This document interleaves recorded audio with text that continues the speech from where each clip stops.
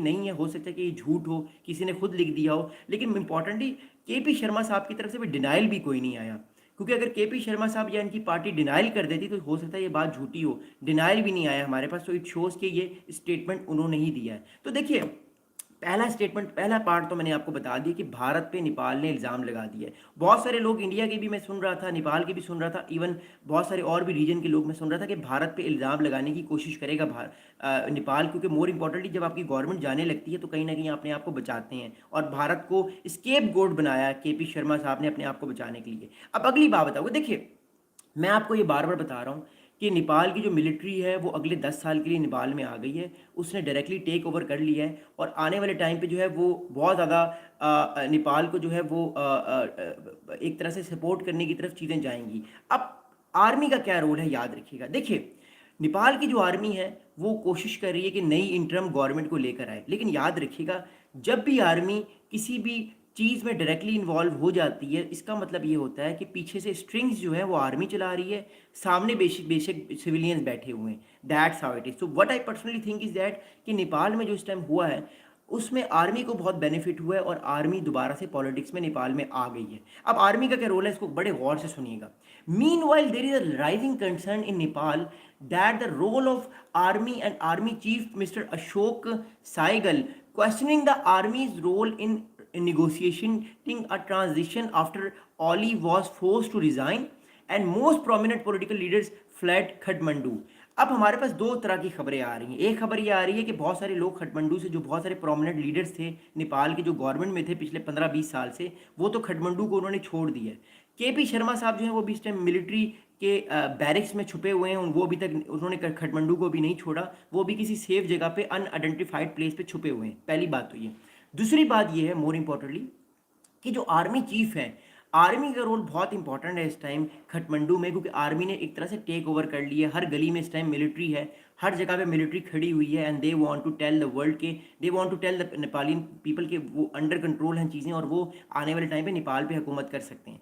अब अगली बात ये है कि जो ट्रांजिशन अभी हुआ है इस टाइम, एक नई प्राइम मिनिस्टर आई हैं किर्की साहिबा, उनके बारे में बात करता हूँ, लेकिन मैं बात ये करूँ कि नई प्राइम मिनिस्टर जो भी इस टाइम आई हैं, वो प्राइम मिनिस्टर जो है वो मोर इम्पॉर्टेंटली आने वाले टाइम पे या तो पपिट होंगी आर्मी की, जो कि लग रहा है, या तो वो चीज़ों को खुद हैंडल करने की कोशिश करेंगी। What I think personally is that कि पीछे से मिलिट्री ही चीज़ों को देख रही है, जैसा बांग्लादेश में हुआ कि वहाँ पे असल पावर जो है वो वकारुज्जमा साहब के पास है, जो आर्मी चीफ हैं बांग्लादेश की। यही चीज़ हमने नेपाल में देखी। अगली बात ये है कि several smaller political groups objects to Karki, pointing out that Nepal constitution expressly prohibits judges from holding any office post their retirement. Among Gen Z too, they did not appear to be consensus, and pro and anti Kirki groups are said to have clashed on Thursday। अब नेपाल में जो situation है इसको समझने की कोशिश कीजिएगा। आज जो है वो नेपाल में एक नई कल जो है वो नेपाल में एक नई प्राइम मिनिस्टर, एक फर्स्ट नेपाल की फीमेल प्राइम मिनिस्टर ने जो है वो हलफ ली है। इनका नाम है किर्की। ये मिस किर्की जो है ये नेपाल की एक्स जज रह चुकी हैं, जुडिशल में थी, अब ये जज, अब ये रिटायर हो चुकी हैं। लेकिन नेपाल के बहुत सारे एक्सपर्ट्स ये कह रहे हैं कि जो खटमंडू का कॉन्स्टिट्यूशन है, जो नेपाल का कॉन्स्टिट्यूशन है, उसमें किसी तरह की भी गुंजाइश नहीं है कि आप किसी जज या किसी एक्स जज को कोई पॉलिटिकल जो है वो आप पर पोस्ट दे दें। तो ये भी एक तरह से बड़ा कंट्रोवर्शियल है। इस वजह से जो निगोसिएशंस पे थे बहुत सारे जेन जी के लोग, उनको ऐसा लग रहा है कि उनकी जो निगोसिएशंस हैं वो मिलिट्री ने हाईजैक कर ली हैं, और किसी ना किसी तरीके से अपनी मर्जी का बंदा या अपनी मर्जी की जो बंदी हैं, जो फीमेल है मिस्किर की, इनको जो है वो प्राइम मिनिस्टर जो है वो नामजद किया है, और इंटरम प्राइम मिनिस्टर लगाया है 2026 तक, क्योंकि 2026 में इलेक्शंस होंगे। लेकिन याद रखिएगा, ये मिलिट्री क्यों ही रिपोर्ट करेंगी, और मिलिट्री का ही इस टाइम दबदबा है, ये याद रखिएगा, मिलिट्री का ही इस टाइम दबदबा है नेपाल में। अगली बात आपको बताऊंगा। अगली बात ये है कि जेन जी क्या डिमांड कर रही है। देखिए, जेन जी ये चाह रही थी कि भलिंद्रा शाह साहब जो खटमंडू के मेयर हैं वो इंटरम प्राइम मिनिस्टर बने, लेकिन भलिंद्रा शाह साहब नहीं बने प्राइम मिनिस्टर। उसकी वजह ये है कि वो यस मैन नहीं है मिलिट्री के। जो किर्की हैं ये यस मैन है मिलिट्री की, क्योंकि ये बहुत टॉप लेवल तक जज रही हैं और उनको पता है कि कैसे डील करना है। She is just like a very political kind of person. वो एक तरह से डिप्लोमेटिक सिचुएशन को भी डील करती हैं। जो भलिंद्रा शाह साहब थे वो मेयर तो थे, but he has been very very vocal. उनको शायद मिलिट्री को डील करने का तरीका नहीं आता था। दैट्स वाई मिलिट्री ने डिसाइड किया कि आने वाले टाइम पे जो है वो मोर इंपॉर्टेंटली मिलिट्री जो है वो कुछ ना कुछ अपने जो पंजे हैं वो ज़्यादा गाड़े और अपनी मर्जी से जो है वो चीज़ों को लेकर चले। अगली बात मैं आपको बताऊंगा अब जेन जी क्या डिमांड कर रही है और जेन जी को क्या लग रहा है कि उनकी जो ये मूवमेंट है ये हाईजैक हो गई है। अब यही चीज़ बांग्लादेश के साथ भी हुई थी। जब बांग्लादेश में ये सारा मसला हुआ था ना, तो बांग्लादेश ने कहा कि हम शेख हसीना वाजिद को जो है वो मोर इंपॉर्टेंटली फारिग करना चाहते हैं और यहाँ पे डेमोक्रेसी ट्रू आएगी, तो मिलिट्री ने टेक ओवर कर लिया। Same thing is happening with Nepal right now कि जो हाईजैक हुआ है सारा मसला ये कैसे हुआ मैं आपको समझाता हूँ। अब जेन जी क्या डिमांड कर रही है इस टाइम, क्योंकि जेन जी की भी एक तरह से पॉलिटिकल पार्टी आ चुकी है या आप कह सकते हैं पॉलिटिकल एक्टिविटी शुरू हो चुकी है। The Gen Z of Nepal are demanding that the interim government to be constituted with new faces, with representation from Gen Z itself, and the elections are be held within 6 months. Their core demands remain a commitment to end or curb corruption, good governance, and a commitment to constitutional democracy. अब Gen Z Nepal की क्या चाह रही है? देखिए, नेपाल की जेन जी की demand है, पहली तो डिमांड ये है कि नए फेसेस लाए जाएं, पुराने घोड़ों को फारिग किया जाए, जो पुराने लोग ऑलरेडी गवर्नमेंट में थे उनको फारिग किया जाए, नए लोगों को लाया जाए, क्योंकि नए लोग आएंगे तो वो काम करेंगे। तो ये जेन जी की डिमांड है। अगली जेन जी की डिमांड ये है जो इस टाइम सोशल मीडिया पे और हर जगह पे वो डिमांड करे नेपाल के, क्योंकि मैं भी नेपाल के बहुत सारे सोशल मीडिया एक्टिविस्ट को पढ़ता हूँ, मैं खुद भी ट्विटर पे हूँ, तो मैंने इस चीज़ को नोट किया कि जेन जी कह रही है कि सही गवर्नेंस होनी चाहिए, नए लोग आने चाहिए, और मोर इंपॉर्टेंटली नेपाल के अंदर जो करप्शन है इतनी ज़्यादा इतने अरसे से उसको ख़त्म करना चाहिए, एंड मोर इंपॉर्टेंटली जो है कॉन्स्टिट्यूशनल डेमोक्रेसी आनी चाहिए। मतलब ये ना हो कि एक पार्टी आ जाए और वो अपनी मर्जी के लॉज बना के अगले 15-20 साल गवर्नमेंट करे और उसको नाम दे डेमोक्रेसी का। ऐसी डेमोक्रेसी नेपाल के लोग चाह रहे हैं वो ना हो। दैट्स वाई आगे बात ये कि the Gen Z are clearly uneasy and suspect the army will play a decisive role in dictating the road ahead. The fact that negotiations are being held in the army headquarters at Kathmandu has added to their unease. अब मसला क्या हुआ देखिए, अभी जो कल और परसों जो जेन जी के जो पॉलिटिकल एक्टिविस्ट हैं उनकी जो मुलाकात हुई है आर्मी के साथ वो हुई है हेडक्वार्टर्स में। अब मैं जो बात कर रहा हूँ ना, आप मेरी बात को समझे मैं क्या कह रहा हूँ।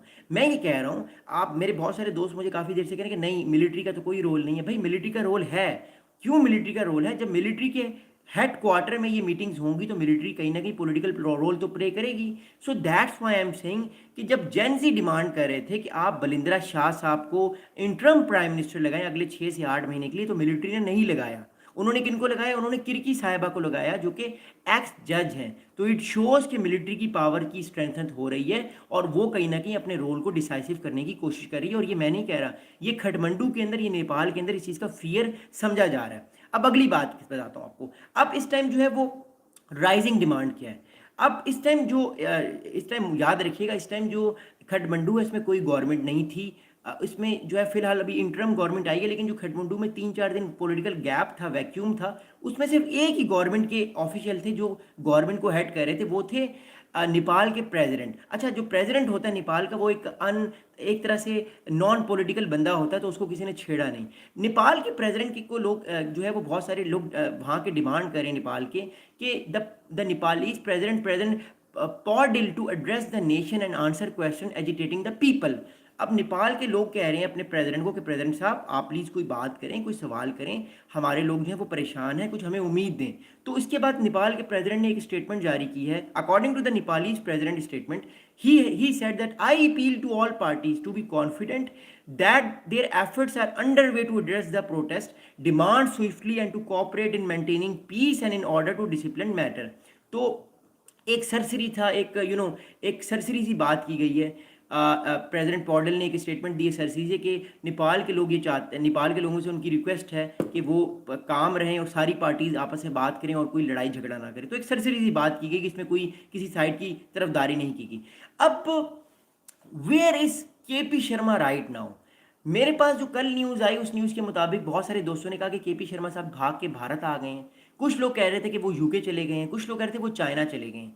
अभी हमारे पास जो ऑथेंटिक न्यूज़ आ रही है अभी तकरीबन पाकिस्तान में 2:50 होने वाले हैं, अभी की न्यूज़ ये है कि Oli confirm that he is at the military barracks near Kathmandu. एक इलाका है शिवीपुर बैरिक्स, ये मिलिट्री का बैरिक्स है या मिलिट्री का एक हेडक्वार्टर कह लें आप। यहाँ पे वो छुपे हुए हैं जहाँ पे मिलिट्री ने चारों तरफ से घेरा डाला हुआ है, उनको प्रोटेक्शन दे रही है मिलिट्री, क्योंकि शर्मा साहब को डर है कि कहीं मेरे भी कपड़े फाड़ दिए जाएं, मुझे भी जला ना दिया जाए, क्योंकि अभी तक जैन जी को शर्मा साहब पे बड़ा गुस्सा है। His statement came after multiple reports on Tuesday claimed that he fled the country He fled from Nepal army helicopter and reports claim that he tries to flee to Saudi Arabia but stayed in Nepal. बहुत सारी और खबरें भी आ रही थी कि वो China या सऊदी अरेबिया की तरफ भाग रहे हैं या जाना चाहते हैं, लेकिन उन्होंने कोशिश की फिलहाल मैं नेपाल में खठमंडू में कहीं छुप जाता हूँ, ये ना हो कि कल को कोई फायर ही ना कर दे हेलीकॉप्टर पे और कोई मिसाइल ना फेंक दे, क्योंकि उनको भी डर है बहुत ज़्यादा। अगली बात आपको बताऊँ, देखिए अब बात यह है कि नेपाल में वॉयलेंस तो बहुत हुआ है, हम सोशल मीडिया कल से देख रहे हैं, हमने यूट्यूब पे देखा, फेसबुक पे देखा, इवन टेलीग्राम पे, डिस्कॉर्ड पे देखा, हमने सारे सोशल मीडिया प्लेटफॉर्म्स पे नेपाल